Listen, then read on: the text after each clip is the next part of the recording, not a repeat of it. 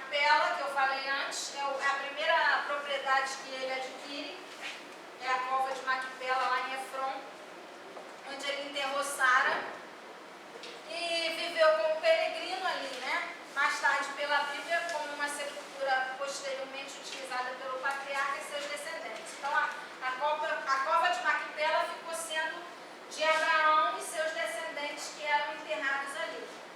A primeira propriedade que ele adquiriu porque ele era nômade. Então, vamos lá. A morte de Abraão é mencionada em Gênesis 25, que teria vivido 175 anos, viveu mais, né? E foi enterrado também na cova de Macpela por seus filhos Isaac e Ismael. Eu acho legal que os dois enterraram seu pai, isso quer dizer que os dois tinham amizade. Se uniram, né? Se uniram ali. Eles não perderam o vínculo de irmandade que eles tinham como irmãos e filhos de Abraão. E isso é bom da gente ver, porque a gente vê tanta briga que a gente acha que eles brigaram e nunca mais se viram. E na realidade não é isso. Que simplesmente foram para lugares diferentes. Ismael morou no deserto, né?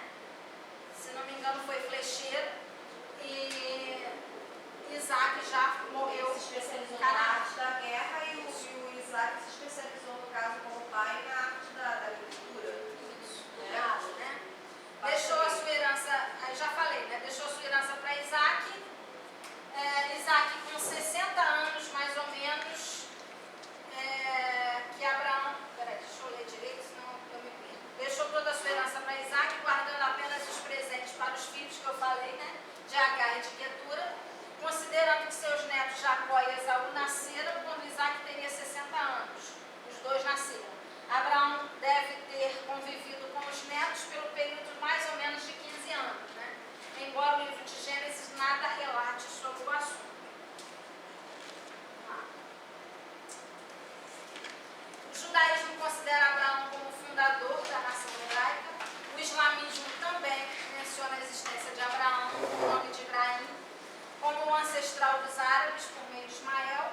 Os judeus atestam que o patriarca viveu entre 1812 e 1637. Aí está as três religiões, né? Na realidade, se eu não me engano, são as únicas três religiões que existem no mundo. E o restante todo vem dessas três religiões. Todo o contexto religioso que a gente conhece no mundo descende dali, de um desses três. Ou do cristianismo, ou do judaísmo, ou do islamismo. São as três religiões do mundo. Então, como o nosso Deus impacta todas as nações até hoje?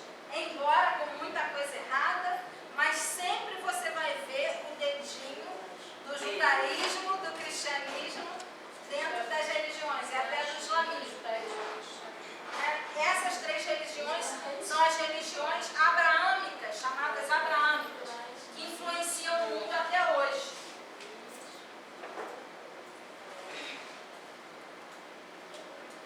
O segundo patriarca foi Isaac. Isaac quer dizer sorriso. Deus fez o casal Abraão e Sara sorrissem com a bênção desse nascimento. É engraçado que Sara ri, né? Quando Deus diz assim para Abraão: olha, a sua esposa vai ter um filho. Ela, escondida atrás da tenda, ri com um sorrisinho de ironia, né? Eu, velha desse jeito, vou ter filho. E depois a ironia se torna contra ela, porque quem ri é Deus, né? Olha aí, a tua promessa que eu fiz. Quem riu por último, né? Quem foi? O Senhor que riu por último. E a Isaac nasce e é colocado o seu nome porque quer dizer sorriso, né?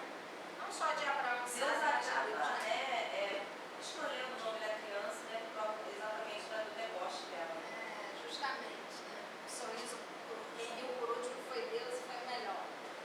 Assim como descrito na história de Abraão pela Bíblia, no livro de Gênesis, foi o único filho de Abraão, né, com a Sara, que veio Esaú e Jacó.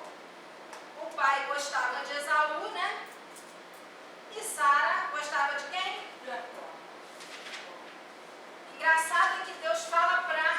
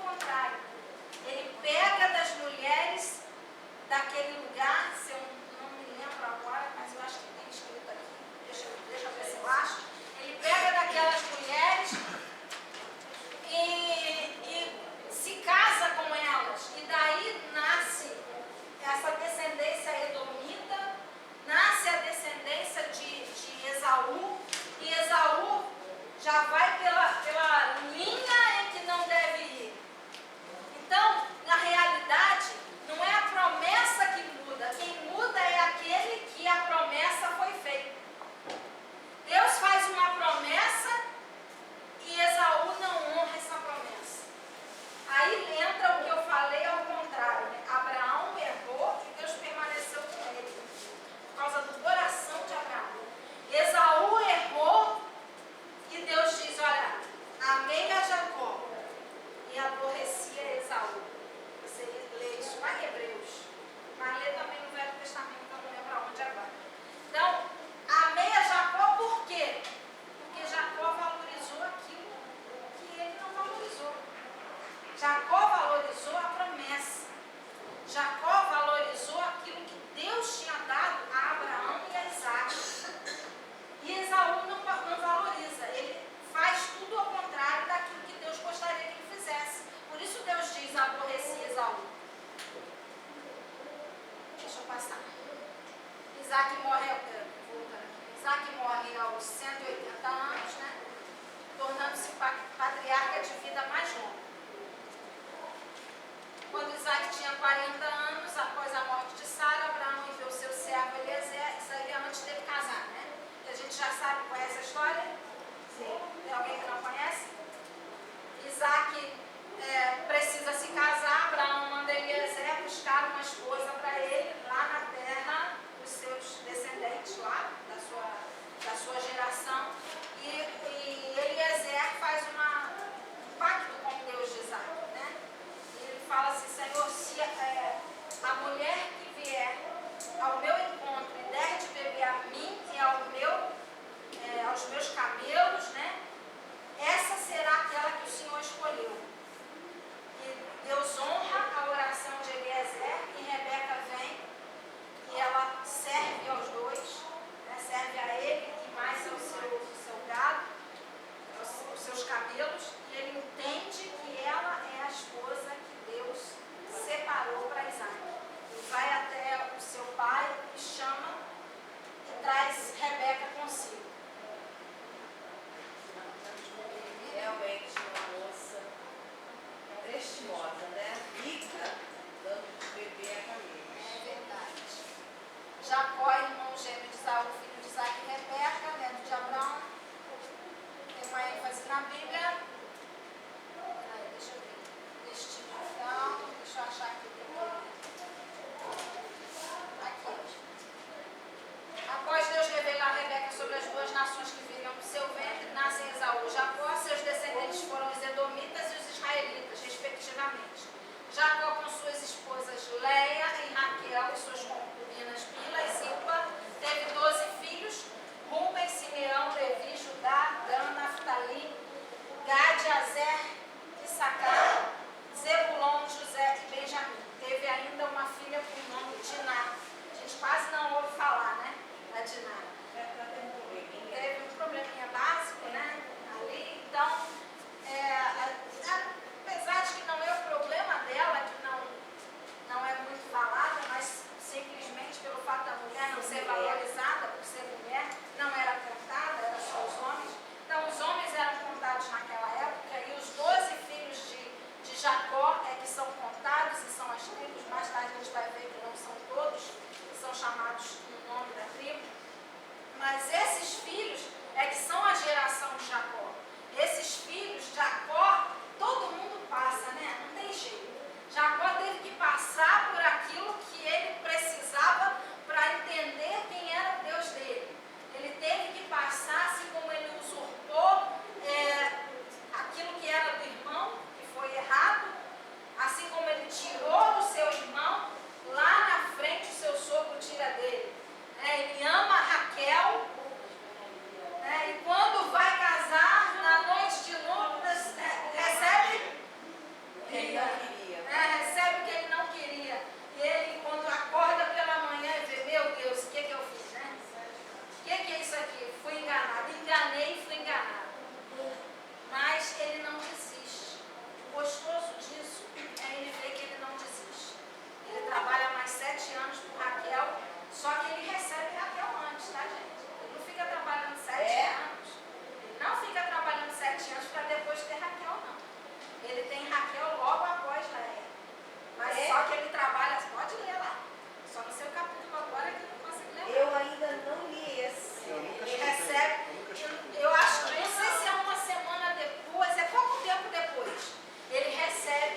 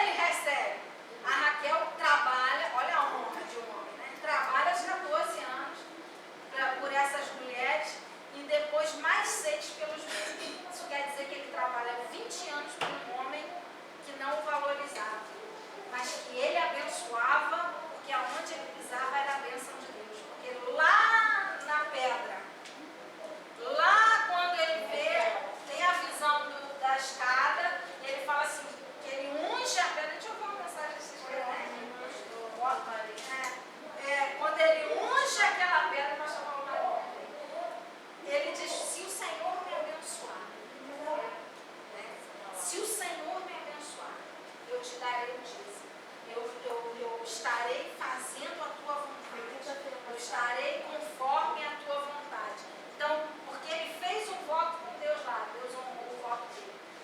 E lá na frente, Deus abençoa e multiplica os bens dele de uma forma tremenda, que ele volta com os filhos do sogro, dizendo, né, os seus cunhados, dizendo assim, Jacó tirou tudo que meu pai tinha. Por quê? Porque Deus abençoou Jacó, mas ele não tirou. Deus deu a ele. Ele trabalhou por aquilo. Ele conquistou 6 anos trabalhando e o salário dele sendo modificado durante os 6 anos, mas mesmo assim Deus fazendo acontecer na vida dele. Por isso ele é honrado por Deus, né? Eu estou voltando.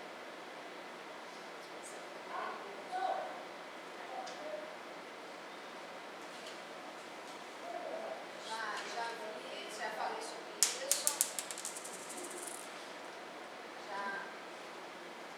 Já falei sobre isso.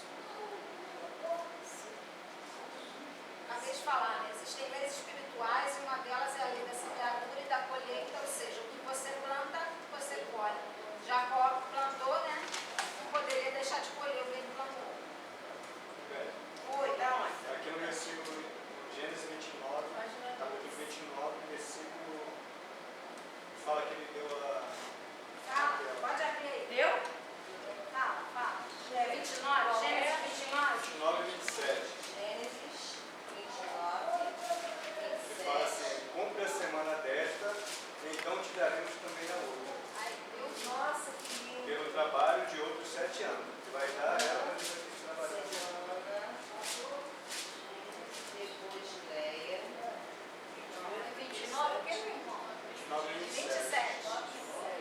29 e 27, viu? Conhece também Raquel. E é bom a gente ler, né? É bom a gente estar Antenado nisso. antenado nessas coisas, que às vezes a gente erra por falta de a gente não estar ligado naquilo que a gente lê. E a gente acaba pensando que o cara trabalhou mais 7 para depois ter. Eu queria ser ensinar também, né? Isso aí Ela poderia ter sido um cara muito honesto, porque ele poderia ter tido uma mulher e foi embora. Se ele não tivesse realmente a honra de um lado de palavras, cara, mas ele teve a palavra. ele já não gostava mesmo. Ele não amava ali, né? Ela entrou de gaiata no navio, né? Como dizem por aí, né? Ela entrou de gaiata, né? E ele teve que receber, porque realmente era o contexto da época, né? A mais Foi velha, uma questão a mais cultural, velha teve que querer, mas cultural. gostava, Né? gostava não. Com certeza, ele não escolheu ela. Ele escolheu foi Raquel. Raquel. Muito, né? Ela não era lá essas coisas também. Ela bota até uma figura engraçada. Esse filme é bonito, né? Vambora. Deixa eu passar. Bonitas elas não combinam. Tá.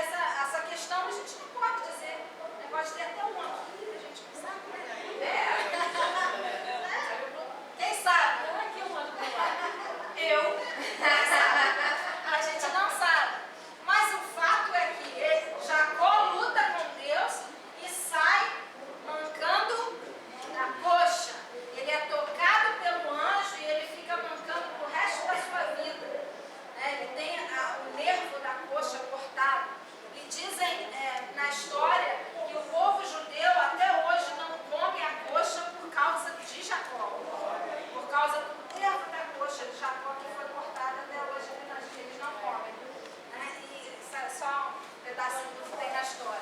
Mas isso fez com que Jacó tivesse uma experiência com Deus. Gente, o que mais a gente precisa é de experiência com Deus. Porque se Jacó, para ser o que ele foi, Abraão, para ser o que ele foi, Isaac, para ser o que foi, precisava de experiência com Deus. O crente não vive sem experiência com Deus. Se você não tem experiência com Deus, tem alguma coisa errada. Vai buscar. Porque a gente não vive sem uma experiência com Deus. A gente precisa para crescer. Nós somos seres humanos. E como seres humanos, a nossa capacidade de nos afastar de Deus é muito grande. E Deus, ele faz essas coisas, ele nos marca com uma experiência. Sabe por quê? Porque quando você chegar lá na frente, você não vai se desviar, porque você vai lembrar da experiência que você teve. Da marca que Deus deixou em você. Jacó precisava da marca de Deus. E a marca de Deus foi na coxa dele.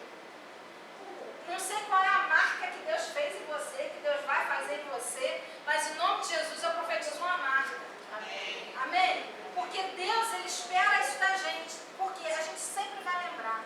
Eu costumo dizer que a gente sempre precisa, Deus sempre tem pra gente um prato novo todo dia.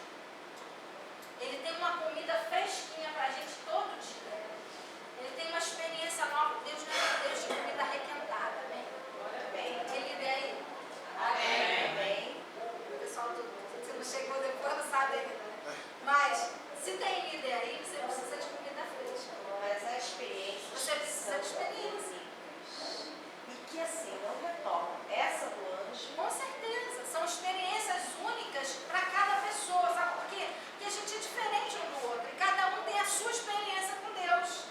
Então, pessoa, se todo mundo tivesse a marca na coxa. Que todo dia você não vai ter a mesma experiência. Com certeza. E se tiver, vai ficar monótono, né? A gente vai deixar pra lá.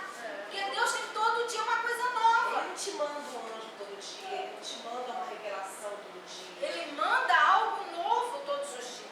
Ele manda na palavra uma palavra nova. Ele manda você ler aquele versículo 200 vezes, mas quando você lê naquele dia, falou contigo.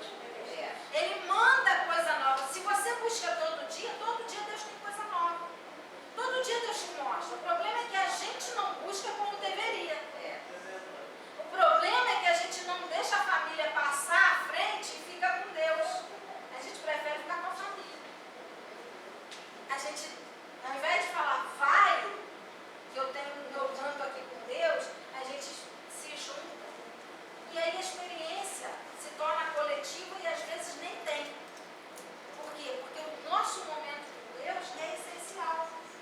Se Abraão foi o que foi, é porque ele teve momentos de altar com Deus. Se Isaac foi o que foi, é porque ele teve momentos com Deus. E Jacó da mesma forma. Porque Jacó, para enriquecer, como a gente sabe, ele teve que colocar as varinhas lá para que os cordeiros, os carneiros, trocassem de cor quando fosse lá parir. Né? Aí vinha da cor que estava lá na varinha. Isso foi experiência com Deus. Jacó teve experiência. Desculpa, pode falar. E até quanto à mudança de identidade, né? Porque eu acho que foi uma obra que Deus fez de excelência. Porque ele ia levar pelo resto da vida dele o estigma de usurpador, de trapaceiro. Então, naquele momento ali, a mudança de identidade também foi essencial na vida de Jesus. Foi. De tornar, porque como príncipe lutasse com Deus. Então, ali ele estava lutando muito mais do que simplesmente porque ele ia encontrar com Esaú. Mas porque ele precisava da bênção de Deus sobre a vida dele. Ele precisava da mudança para atravessar o val diferente. A ele mesmo. Ele precisava disso. E Deus sabia. E Deus sabia que ele precisava, porque ele sabe quando a gente precisa de alguma coisa. Ele sabe que o nível que ele quer nos levar, a gente precisa de uma experiência nova com ele. A gente precisa de algo novo. E ele vai nos dar à medida que a gente para e diz assim, agora sou eu e o Senhor. E aí ele vem e dá a experiência. Então, tem líder aí? Amém. Dá um glória a Deus aí pra mim. Glória a Deus.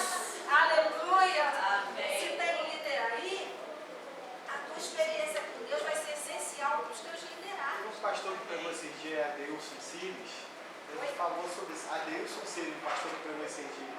Porque antes de Deus te enviar, primeiro ele te dá experiência com ele. É isso aí. Ele foi falando sobre Moisés, a experiência que Moisés teve com Deus. É isso aí. Porque é essa experiência que vai marcar a nossa história. Para que a gente tenha força para continuar num momento difícil, num momento de dor, num momento em que a gente estiver fraco, desanimado, a gente vai lembrar da experiência. Então, eu tenho uma experiência que eu sempre, de vez em quando eu conto para as pessoas, não é sempre não. Antes de me casar, eu estava namorando com meu marido e eu falei para Deus assim, faltava 2 meses, 2, 3 meses para o nosso casamento. E eu sempre fui assim, eu preciso da experiência com Deus, né? Eu falo assim, Senhor, eu preciso de respostas. Enquanto Deus não me dá a resposta, eu não sossego. Eu sou desse tipo. Eu quero a resposta. Tipicamente a viúva de Lucas 18, né? Importunando o juiz até ele julgar sua causa. É literalmente isso. E eu falei, Senhor, está tudo marcado, mas eu não caso com ele se o Senhor não me der a resposta que é ele. Eu preciso de resposta. Mesmo porque ele não estava na igreja nessa época. Ele foi criado dentro da igreja e estava longe de Deus. Mas o motivo para eu não casar. Eu não digo para ninguém casar. Porque casa não. É jogo desigual. Mas ele estava longe de Deus e eu sei que Deus tinha um propósito. E 2 meses faltando para o casamento, ele trabalhava com o primo dele. O primo dele tinha um restaurante assim. Uma pizzaria ali no centro de Bolo da Rocha. E ele trabalhava junto lá. E de vez em quando, assim, eles saíam, fechavam o restaurante e eles vinham aqui para Nova Iguaçu comer um peixe. E depois iam embora para casa, de madrugada. Toda vez ele vinha todos eles no carro. Quando ele chegou em Agostinho Porto, que era o lugar que ele morava, ele falou assim, vou descer aqui. Não, puxa, você vai com a gente todo dia, não sei o que, sempre você vai. Não, eu vou descer aqui, eu quero ir embora, não vou, hoje eu não vou. E discutiu e falou, não vou, não quero ir. Ele desceu do carro, foi embora para casa e eles vieram para cá para Nova Iguaçu. Quando eles voltaram de Nova Iguaçu, o carro bateu num caminhão e o outro caminhão atrás achatou o carro. Todos morreram.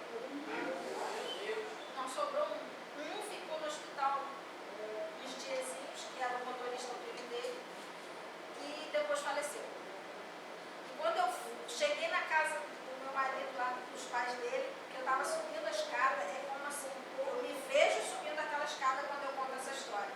Porque o Espírito Santo, eu subindo a escada, o Espírito Santo falou comigo assim, essa é a tua resposta. E eu falei, amém. E passei 26 anos de casado. E passei por muitas. Mas sempre Deus me fazia lembrar. Lembra aquela resposta? Eu te disse que era a tua resposta. Por isso eu nunca me separei dele. Fiquei 5 meses separada e tive que voltar porque eu não tinha primeiro jeito. Porque Deus falou assim, lembra da resposta? Lembra da resposta? E até hoje, quando eu penso, Deus fala assim, lembra da resposta? Se hoje ele está aqui, hoje servindo a Deus comigo, é porque eu lembro da resposta. Então você precisa de uma experiência que te marca, que te faz diferente dos outros que estão à sua volta, que te faz diferente do mundo que está lá fora. Porque é a tua experiência com Deus que vai te fazer forte, que vai te fazer resistir nos momentos difíceis que você olha assim e fala assim, caramba, não dá mais para mim não. Não tem jeito não. E Deus fala assim, você lembra? Porque eu sei que Jacó teve essa experiência. Nos momentos difíceis dele, ele lembrou da escada, da visão das escadas e dos anjos subindo e descendo. E foi isso que fez ele permanecer 20 anos na casa do sogro. Porque ele sabia que Deus ia abençoar ele. Quando ele atravessou o Val de Jaboque, ele lembrou, o meu nome é transformado hoje, eu já não mais sou usurpador. Eu sou alguém diferente, porque Deus trocou o meu nome. É a experiência de Jacó que fez a diferença.